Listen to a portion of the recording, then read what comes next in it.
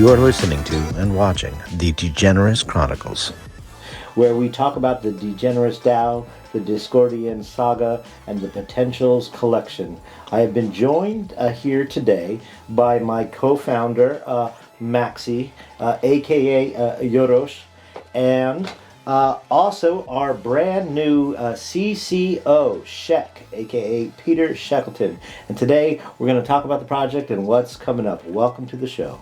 I think it's really great that we're all connected here today in person. Like we spend, hours each day speaking to each other, and the team is awesome all around the world, but nothing beats a good face-to-face once in a while. So yeah, and look, I'll just super quick whistle-stop tour, but I'm Peter Shekelton, obviously fully doxed.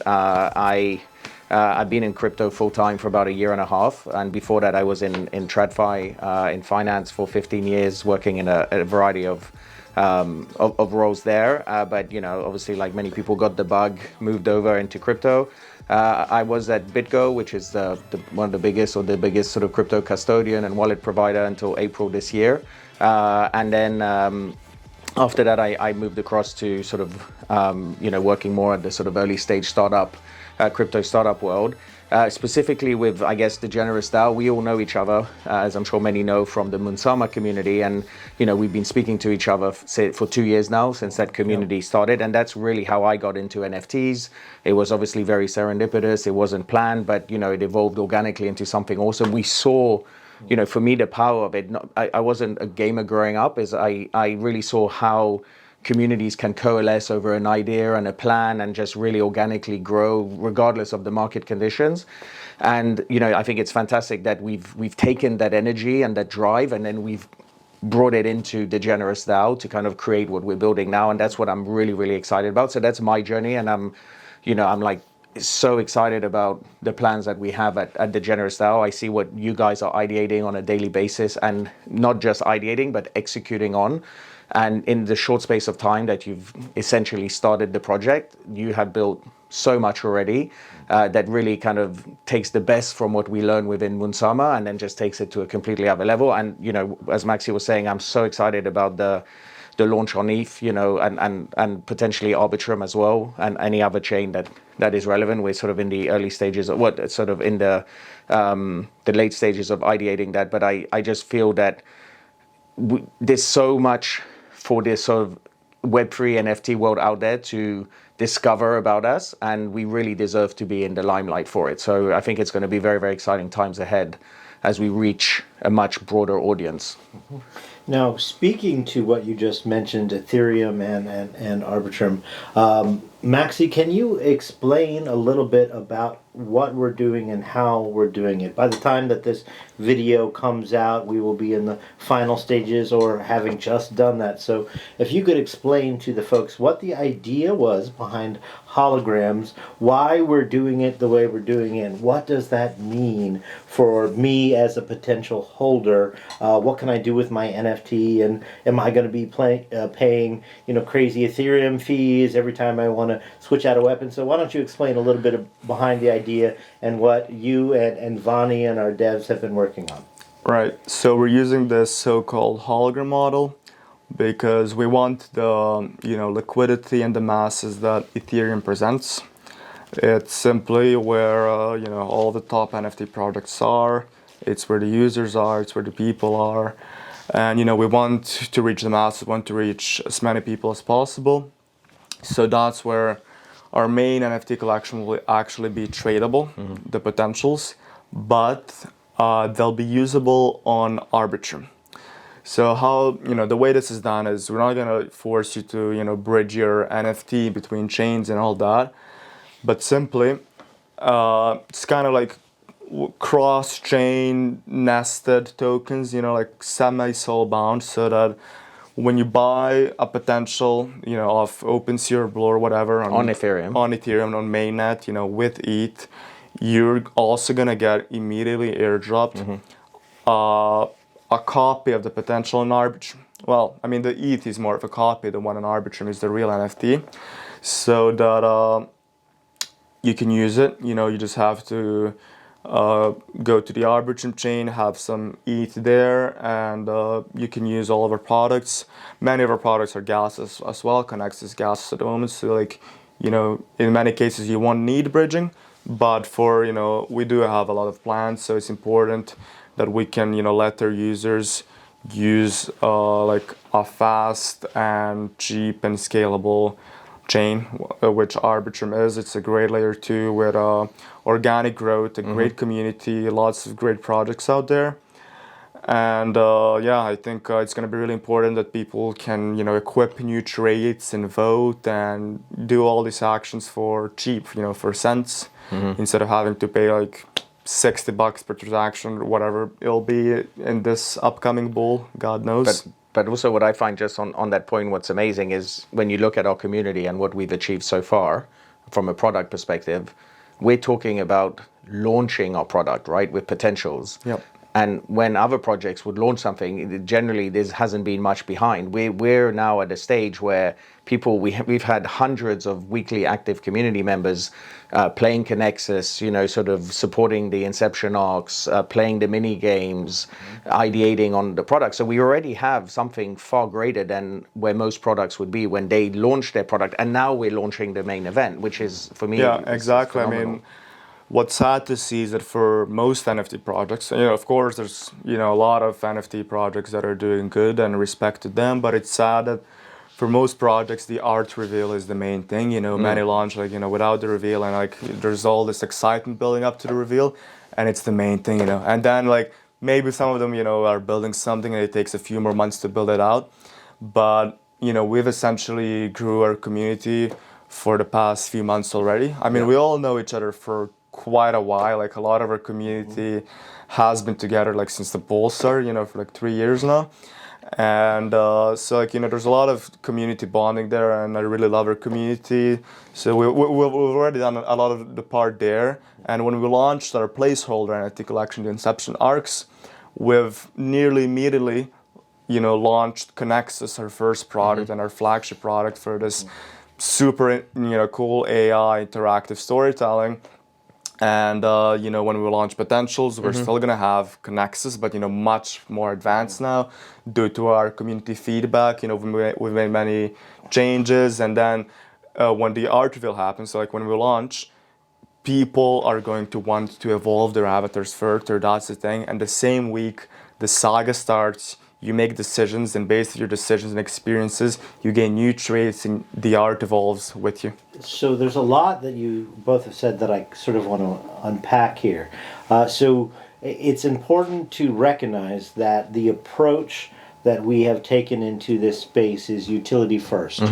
Right? So it's not a secondary thing based off of, you know, we're now trying to justify why you have this NFT. We literally started with utility and before even the art reveal. So we've built in that concept. But then you also said nestable NFTs and the concept of evolving the NFT. So just for the listeners' clarity, I want to walk through the process of what you said. So I'll be purchasing a potential on Ethereum, and at the same time I will be given, like, it's the hologram core version on Arbitrum, where all of the transactions will be made because of the gas fees are much lower there. And when you're saying nestable NFTs, you're talking Remark protocols, right? That's correct. So Remark has done some great work with NFTs. You know, it's the truly dynamic NFTs. You know, the protocol they've done is incredible. You know, there's many products claiming to have dynamic NFTs, but you know, it's just within the servers. We want, you know, things to be truly decentralized, truly on-chain, and to be visible to everybody, so that when you evolve your NFT, you know, the changes are made the same second to be seen on the blockchain, on OpenSea, on Blur, whatever secondary platform. You know, the changes you make give specific value to your NFT, you know, based on the new traits, the new equipables, the new experiences and memories. And so Remark has developed, I believe so far, three or maybe 4 different standards that are public for everybody to use. And these are Ethereum standards, right? So yeah, EIPs, so it's they've deployed on, I believe, Ethereum, Base, Moonbeam. There's quite a few things there, and it can be deployed on any chain. So we're going to be using this on Ethereum and Arbitrum. And so like their standards can do really cool stuff with this multi-resource NFTs, nested NFTs, so that you're able to own different versions of your NFT, 2D, 3D. You can equip files onto it, like music or video or whatever you want. And another upcoming standard will be for on-chain emotes, so that people can like give emojis to each other that also like somehow give value, bring higher profile, reputation, all of that. There's quite a lot to impact there. So from the user standpoint, when my inception arc, which was the placeholder NFT, unlocks and involves, I will instantly be airdropped something that I can use on both ETH and Arbitrum. And it will come with an initial set of traits and gear. So when we say traits, we are talking about things that are visible on your sort of character model. And then based off of the decisions that my potential makes, or I make for my potential within the story that's ever evolving, we will be able to earn new gear and new items and new things that give us access to potentially new trait-gated options within the story. So you can make a decision to say, go to war with an alien race, and based off of that decision and what results from that, I could earn a special glowing sword based off of that, the result of that war. Right. So then people, though, who then chose for the option of peace, even if the majority didn't vote for that. So the overall story in the Discordian saga is a democracy. So it will be, the sort of majority rules for the way the story goes. But if my character had chosen the path of peace, I might earn a completely separate, different trait because I chose not to be an antagonist. Yeah, but I think that's what's great is because you will have an NFT that truly represents your on-chain decisions, and some of those traits will be tradable, but some will be soul-bound. So you will literally have an on-chain identity that evolves based on the true representation of your character, and not just in the context of the lore of the DeGenerous Dao, but also with the context of other games, other collaborations that we do, and will generally, realistically reflect the type of person that you are.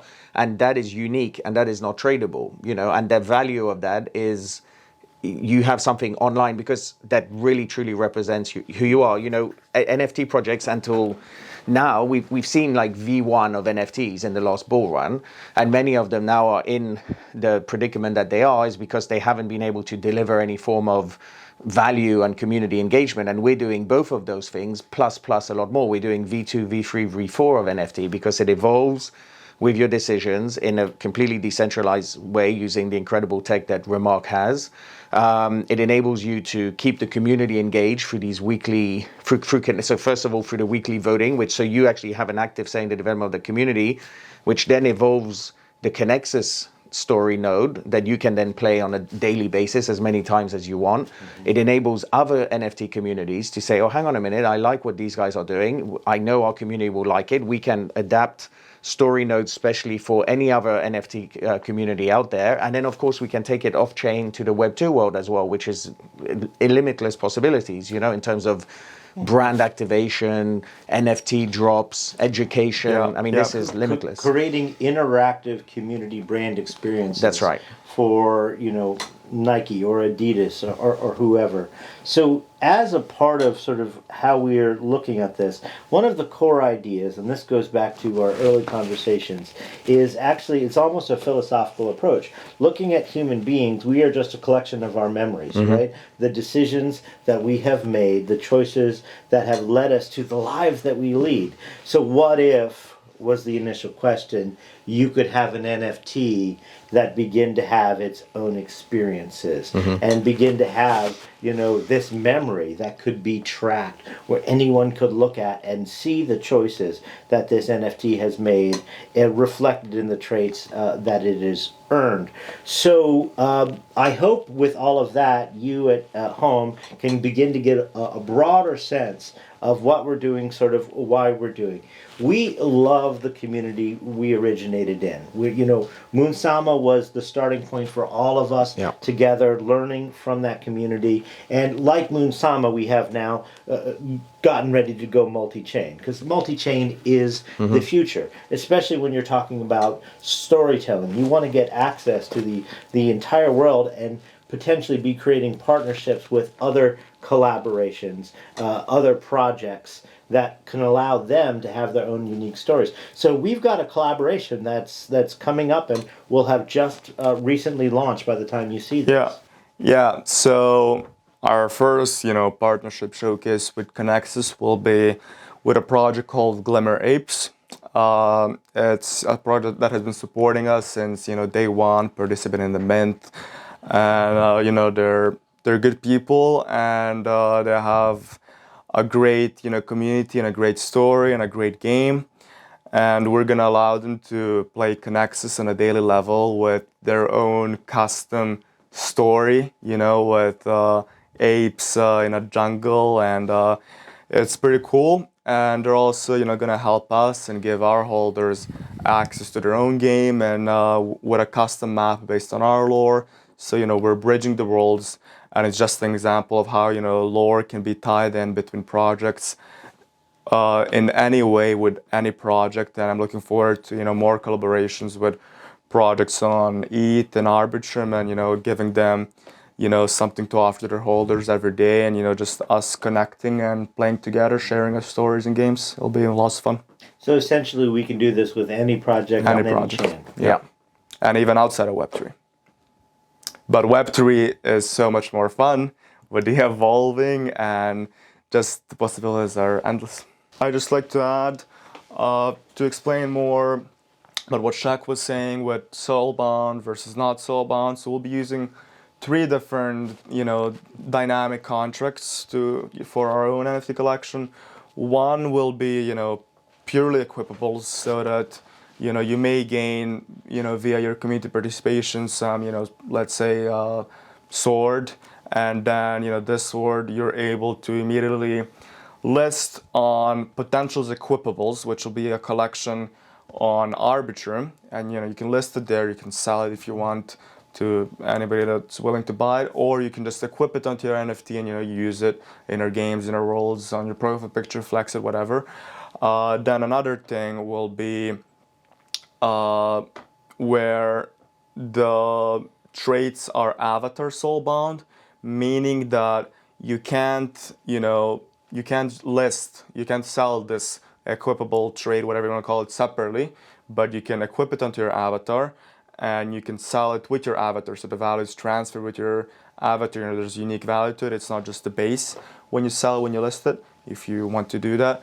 And then the third thing is address bound tokens, which means, for example, a big part of what we're doing is charity, and we'd love to, incentivize and gamify charity, reward it. So we could do it so that when you donate to charity, you gain some kind of, badge, gem you can put on your NFT, to show it off. And this shouldn't be, buyable. Like, nobody should be able to buy off the fact that you donated and flex it as if they did, well donated or served, or, whatever good thing you did. So yeah, this will be bound to the address, and, people will be able to equip it onto their NFT to show it off while they have the NFT. And if they don't have the NFT anymore, they can't show it off on that. But yeah, that's one part. And the second, as Shaq said, we're looking for many different ways to, reach the masses now. This is, mainly us talking about our main collection, which is, just 1,000 NFTs.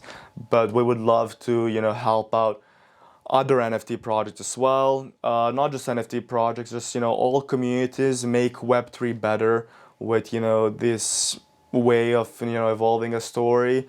We want to create further bonds within community, further interactions and emotional connections, and this can be used for all Web3 projects. It can be used for brands, Web2 communities. We could even use Connexus for gamified education. For sure. There's unlimited possibilities. I mean, just the fact that we're operating at the intersection of already something cutting edge like Web3 and NFT, and then you're adding on essentially something that's even more cutting edge with AI, Yep. and you're really blending the two is just very unique, and it's just... We got all the special words we need. Yeah, but just the evolution of AI is happening at such breakneck speed. We witness it every day, and it's just exciting to be able as a community to really be at the apex of that transformation. Yeah, so I mean, I'm reading up on new AI advances every single day for like 3 hours a day. You're going to turn into an There's AI always bot, I think, something if you continue at this rate. Yeah, many believe I'm an AI and I don't believe exist. that.